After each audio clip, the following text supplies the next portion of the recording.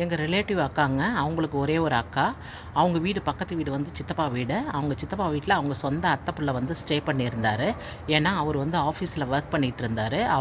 அவரோட ஊர் வந்து கிராமன்றதுனால நைட்லலாம் போக வர்றதுக்கு கம்ஃபர்டபுளாக இல்லைன்றதுனால அவரோட தாய்மாமா வீட்டில் தங்கியிருந்தார். இந்த பொண்ணும் என் தாய்மாமா பொண்ணாக தான் வேணும். இந்த பொண்ணோட சொந்த சித்தப்பா வீட்டில் அவர் ஸ்டே பண்ணியிருந்தார். அதனால் இவங்க வீட்டு தோட்டத்து வழியாக பார்த்தோன்னா நடுவில் காம்பவுண்ட்லாம் கிடையாது. ஒருத்தருக்கு ஒருத்தர் பார்க்க முடியும். அந்த மாதிரி பார்க்கும்போது சரி சொந்த அத்தை பிள்ளை தானேன்னு இவங்க சும்மா பார்த்து பேசிகிட்டு இருக்கும்போது அவர் வந்து லவ் சொல்லியிருக்காரு.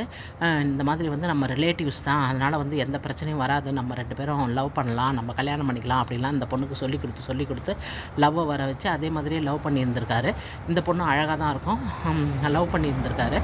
அப்போ வந்து இதுக்கு வந்து ட்ரெஸ்லாம் நிறைய விதவிதமாக வாங்கி கொடுத்துருந்துருக்காரு. இந்த பொண்ணு விதவிதமாக ட்ரெஸ்லாம் போட்டுட்டு போகும்போது இவங்க அம்மாலாம் பார்த்துட்டு, ஏது நீ புதுசாக ட்ரெஸ் போட்டுக்கிற, இதெல்லாம் நாங்கள் எடுத்து கொடுக்கலையா என்னதுக்கு, இல்லை எனக்கு ஸ்காலர்ஷிப் வருது காலேஜில், அதில் நான் வாங்கினோடனே உண்மையிலே அந்த பொண்ணுக்கு ஸ்காலர்ஷிப் வந்ததுனால அதில் தான் இது வாங்குது போல இருக்குன்னு சொல்லிட்டு இவங்க பேரண்ட்டும் கம்முன்னு இருந்திருக்காங்க.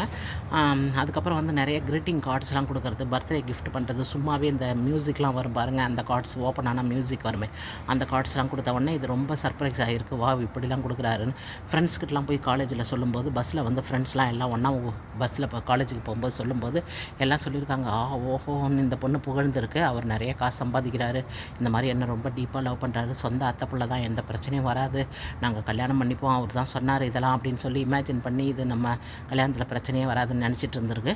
ஸோ இந்த மாதிரிலாம் சொன்ன உடனே ஃப்ரெண்ட்ஸ்லாம் கூட சேர்ந்து, ஓ பரவாயில்லடி நீ லக்கி, உனக்கு வந்து என்னது அந்த ஒரு பழமொழி வேறு சொல்லியிருக்காங்க. அந்த பொண்ணு வந்து அந்த பழமொழியை அப்புறமா தான் எங்களுக்கெல்லாம் சொல்லிச்சு, பிடிச்சாலும் புளியங்கொம்பை பிடிச்சிருக்க, ரொம்ப ஸ்ட்ராங் அப்படி இப்படின்னு சொல்லியிருக்காங்க. ரொம்ப நல்ல அருமையான உறவு உனக்கு கிடச்சிருக்கு, அதாவது லவ்வர் கிடச்சிருக்காரு அப்படின்னு சொல்லி அவங்களுக்கு இன்னும் கொஞ்சம் லவ் அதிகமாகிருக்கு. அந்த மாதிரி ரொம்ப டீப்பாக லவ் பண்ணிகிட்டு இருக்குங்க. அப்போது இவங்க வந்து இவங்க அண்ணனுக்கு ஒரு தடவை தெரிஞ்சிருக்கு, அதாவது ரிலேட்டிவ் அண்ணன் சித்தப்பா பிள்ளைக்கு தெரிஞ்சிருக்கு. சித்தப்பா பிள்ளைக்கு தெரிஞ்ச உடனே அவர் என்ன பண்ணியிருக்காரு, இந்த மாதிரி வந்து வீட்டில் சொல்லி, இந்த மாதிரி இந்த பொண்ணு வந்து இது மாதிரி இவங்க 2 பேரும் சும்மாலாம் பேசலை, லவ் பண்ணுறாங்க அப்படின்னு சொல்லியிருக்காரு.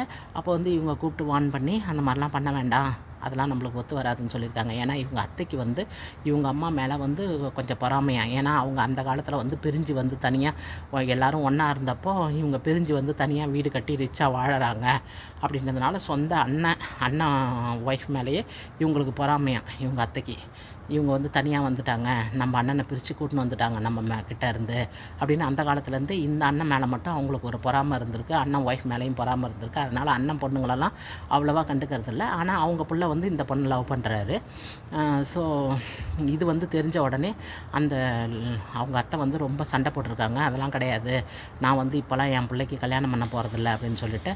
ஆனால் அவர் என்ன பண்ணியிருக்காரு, ஊரில் தெருவில் எல்லாருக்கிட்டையும் வந்து நான் அந்த பொண்ணை தான் கல்யாணம் பண்ணிக்க போகிறேன், நான் அந்த பொண்ணை தான் கல்யாணம் பண்ணிக்க போகிறேன், ஏன்னா அப்போ தான் இந்த பொண்ணை வேறு எங்கேயும் கல்யாணம் பண்ணி கொடுக்க மாட்டாங்க அப்படின்றதுனால எங்கே போனாலும் நான் இந்த பொண்ணை கல்யாணம் பண்ணிக்க போகிறேன், நான் அந்த பொண்ணை கல்யாணம் பண்ணிக்க போகிறேன்னு அது பேரை சொல்லி வச்சுருந்துருக்காரு. இது மாதிரி நீங்கள் எப்படி சொல்லலாம், அது மாதிரி சொன்னால் எங்கள் பொண்ணை யார் கட்டுவாங்கன்னு சொல்லிட்டு இவங்க ரிலேட்டிவ்ஸ்குள்ளே இப்போ கூட்டி எல்லாரையும் பேசி, எப்படி இந்த மாதிரி உங்கள் பிள்ளை சொல்லலாம், நீங்கள் வந்து வேண்டான்றீங்க, ஆனால் உங்கள் பிள்ளை வேணும்னு சொல்கிறாரு, இப்போ நாங்கள் என்ன பண்ணுறது, எங்கள் பொண்ணோட நிலமன்னா எல்லாரும் வந்து இந்த பிள்ளை தான் கல்யாணம் பண்ணிக்க போகுதுன்னு சொன்னதுனால எல்லாரும் அது மாதிரி சொல்கிறாங்களே, இப்போ எங்கள் பொண்ணோட பேரெல்லாம் கெட்டுரும் அப்படின்னு சொல்லிட்டு இவங்க சண்டை போட்டிருக்காங்க. சண்டை போட்ட உடனே சரி இனிமேல் எங்கள் பிள்ளை சொல்லாது அப்படின்னோடனே, இல்லை சொன்னது தானே சொந்தக்காரங்கிட்ட, இனிமேல் ஒன்றும் பண்ண முடியாது அப்படின்னு சொல்லிட்டு இவங்க அக்காவை வந்து சொல்லியிருக்காங்க. ஆமாம்மா, நான் கூட வந்து பாப்பா வந்து மறைச்சி மாடியில் போய் என்னமோ வச்சுக்கின்னு புக்கு உள்ள மறைச்சி எடுத்துன்னு போனதை பார்த்தேன், அப்போவே எனக்கு டவுட் இருந்ததுன்னு இவங்க அக்காவும் உறுதிப்படுத்தியிருக்காங்க. சரி அதனால் நம்ம சொந்தக்கார பொண்ணு தானே, நம்ம கல்யாணம் பண்ணி வச்சிடலாம் அப்படின்னு சொல்லிட்டு இவங்க சொந்தம் தானே 2 பேரும் அப்படின்னு சொல்லிட்டு கல்யாணம் பண்ணிட்டாங்க. கல்யாணம் பண்ணிட்ட உடனே இவங்களுக்கு வந்து நிறைய நகை கேட்டிருக்காங்க.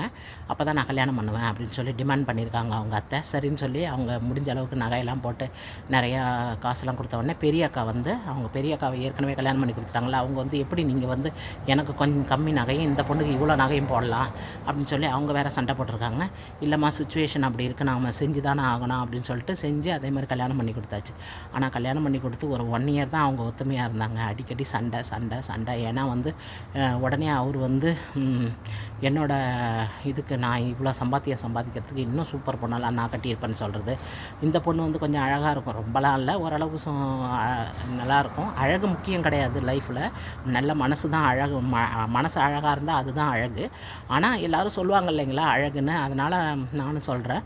ஸோ ஓரளவுக்கு அவங்க அழகாக இருப்பாங்க. அதனால் வந்து எனக்கும் வேறு மாப்பிள்ளை கிடச்சிருக்கும். அதே மாதிரி சண்டை போட்டு அவங்களுடைய கன்சீவ் அப்போயே வந்து அவங்க பிரிஞ்சு வந்துட்டாங்க. பிரிஞ்சு வந்து இங்கேயே இருந்து அவங்க அம்மா வீட்டிலே இருந்து குழந்தெல்லாம் பெற்று ரொம்ப வருஷம் கழித்து வந்து குழந்தைய பார்க்கணுன்ற ஆசை வந்திருக்கு. எனக்கு இன்னும் 2 இயர்ஸ் ஒன்றுமோ கழித்து குழந்தைய பார்க்கணுன்னு ஆசை இருக்குன்னு வந்து கூட்டிகிட்டு போய் அவர் வாழ்ந்தார். அதுக்கப்புறம் வந்து வீட்டில் வேலைக்காரவங்களாம் வச்சு எல்லா ஹெல்ப்பும் பண்ணி ஒய்ஃபுக்கு அன்பாக வாழ்ந்தாங்க.